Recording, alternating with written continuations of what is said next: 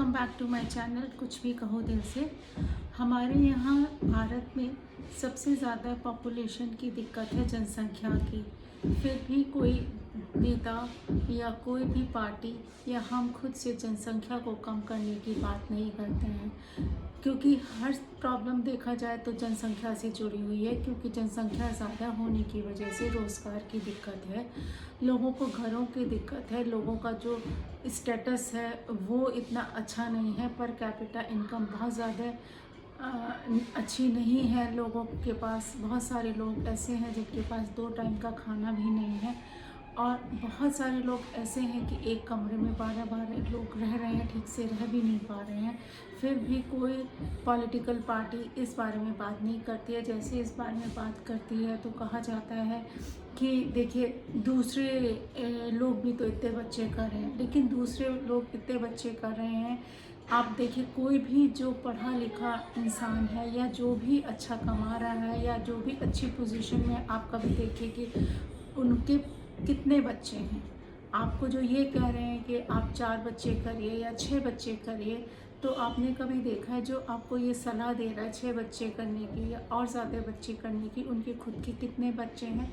क्योंकि अगर ज़्यादा बच्चे होंगे तो आपको हर चीज़ में समस्या आएगी, आपका स्टेटस कम रहेगा, आप बच्चों को ठीक से पढ़ा नहीं पाएंगे, आप उनको ठीक से खिला नहीं पाएंगे।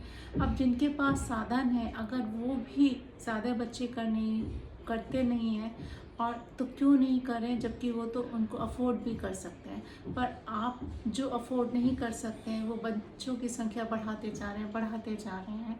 तो आपने कभी सोचा है कि आप इतने सारे बच्चे क्यों कर रहे हैं, जबकि आप उनको ना पढ़ा पा रहे हैं ना उनको खिला पा रहे हैं? कई बच्चे रोड पे मिलते हैं कि मम्मी पापा तो है नहीं, हमें खाना दे दो, हमें ये कर दो, नंगे पैर घूम रहे हैं।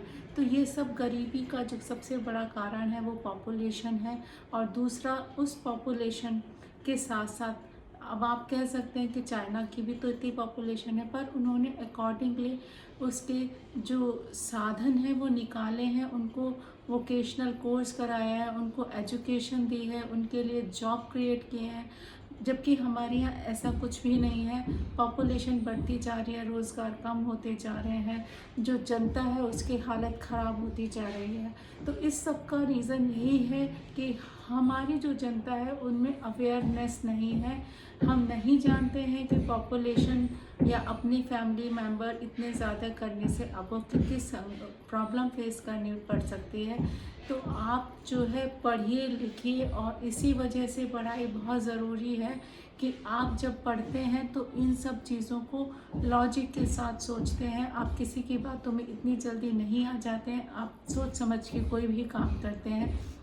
ये नहीं है कि दूसरे ने आके कुछ आपको सलाह दी, आपने बिना सोचे समझे उस काम को कर लिया। जो एक लॉजिक का डेवलपमेंट होता है ब्रेन में, वो एक एजुकेशन से ही होता है, वो भी एक अच्छी एजुकेशन से।